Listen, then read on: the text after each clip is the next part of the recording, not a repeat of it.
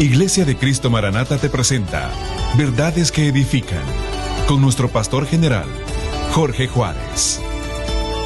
Iniciamos.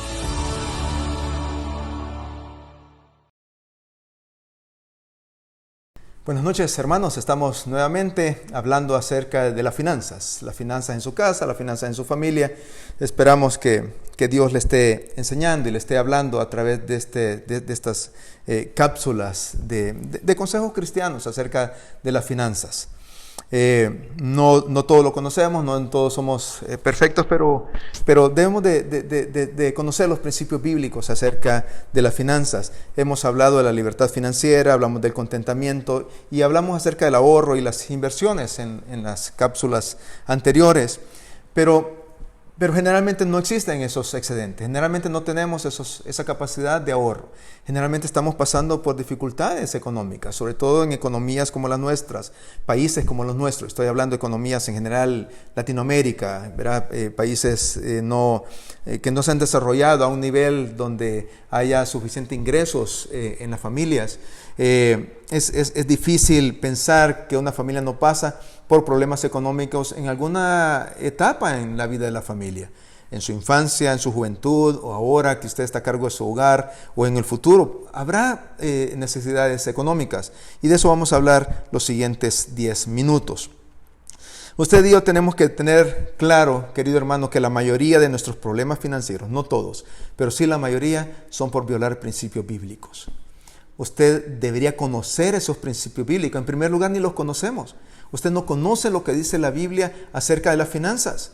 Por lo tanto, ¿cómo usted va a tener esos principios bíblicos y se va a esmerar en cuidarlos, en cumplirlos?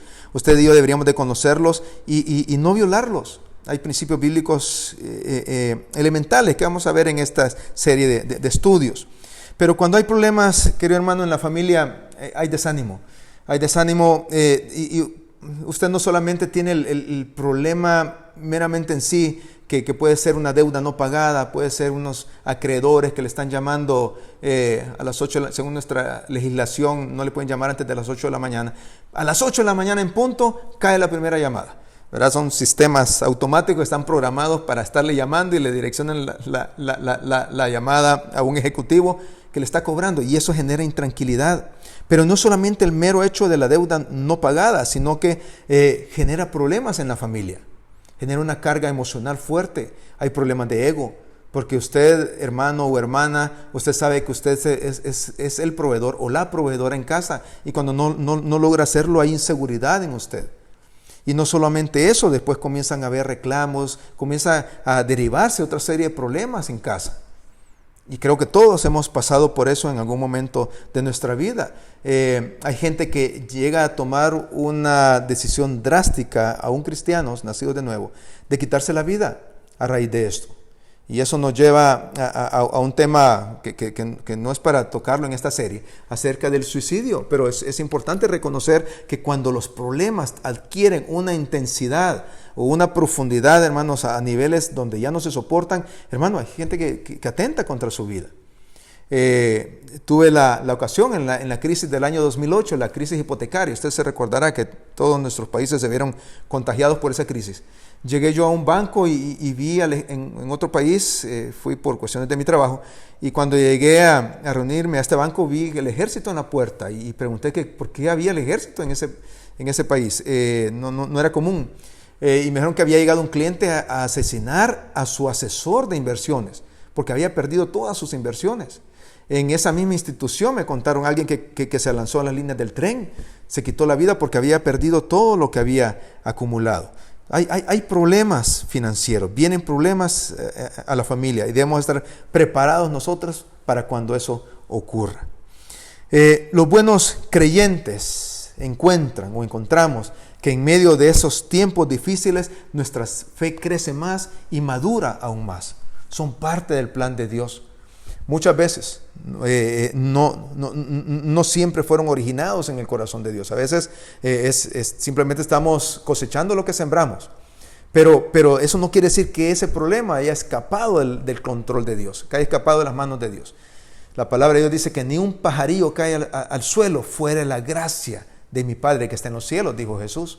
decir, si Dios controla eso y Dios controla los cabellos que se le caen a usted cada día, cuando usted se cepilla el pelo, hermana o hermano, cuando usted se peina el pelo, esa cantidad de cabellos que quedan en el cepillo, Dios los tiene contados, porque dice la Biblia que así es. Dios tiene contados los cabellos en su cabeza. Y si Dios hace eso, ¿cómo no va a tener control de su vida financiera? Por supuesto que hay lecciones que aprender, por supuesto que hay procesos que pasar, debemos avanzar en nuestra vida cristiana, y estos problemas cumplen un rol de verdad importante. Dios, hermano, no es un Dios que disfrute ver a sus hijos sufriendo meramente por verlos sufrir. Él tiene propósitos sublimes, eternos, que usted y yo no alcanzamos a entender generalmente mientras estemos en esta tierra.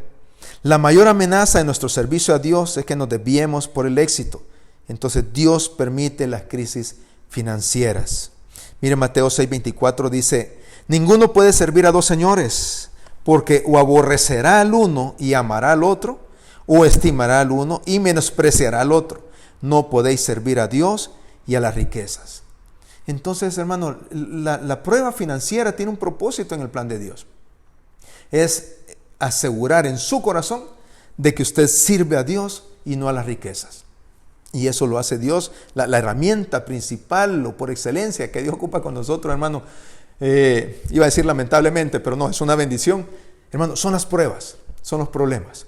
Y eso es lo que Dios utiliza para su proyecto de transformación en nosotros. Entonces, antes de la salida de la dificultad financiera, hermano, usted debe determinar qué faltas usted debe corregir.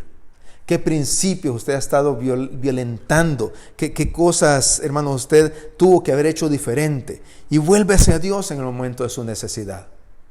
Usted debe saber a dónde ha estado la falla, a dónde ha estado el problema. Pueden ser cosas muy profundas, querido hermano, que usted no pueda resolver, por lo menos no inmediatamente. Vuélvase a Dios.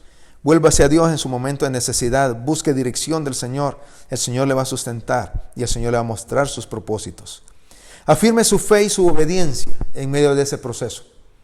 Dios tiene ese propósito glorioso, eterno, que nosotros en nuestra corta visión no alcanzamos a mirar. ¿Por qué? Porque nosotros miramos las cosas que se ven, deberíamos estar viendo las cosas que no se ven, como dijo Pablo. ¿Verdad? ¿Por qué? Porque las cosas que se ven son temporales, pero las que no se ven son eternas. Entonces afirme su fe y su obediencia en ese proceso y Dios va a cumplir el propósito. Y una vez cubierto el propósito, Dios no tiene ningún interés en mantenerlo en esa condición. Dios lo va a sacar. Pero cuando usted haya afirmado su fe y su obediencia al Señor. Dios quiere bendecirnos con paz en esta vida y una recompensa en la vida venidera. Entonces, hermanos, Dios nos ha llamado a nosotros para tener una vida en abundancia. Eso es lo que Dios quiere. Una vida en abundancia es una vida que glorifica a Dios en todas las áreas.